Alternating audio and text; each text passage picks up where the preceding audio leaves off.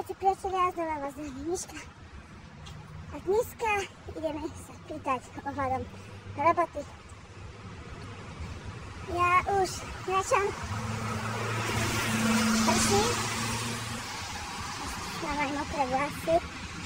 Som zvedala, čo mi tam povedia. Prší vonku, ja som ešte nachladnutá. Kráčam. Takže, tak.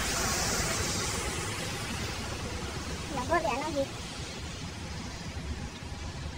Či to je pekný kus? Fúha. Ale nejako to zvládnem. Dobre. Uvidíme, čo ako ďalej bude. No, máme takýto opršaný deň.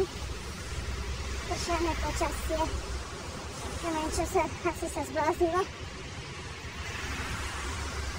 Moje nohy ešte trpia. Takú som musela prejsť.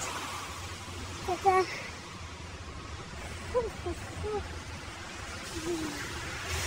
Ježišia Mária. Musíme sa na koniec mesta. Od začiatku po koniec. Kráčam.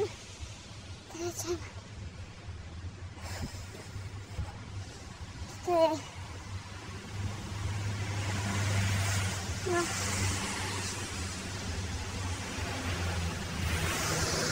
Ja už naozaj nevlázem.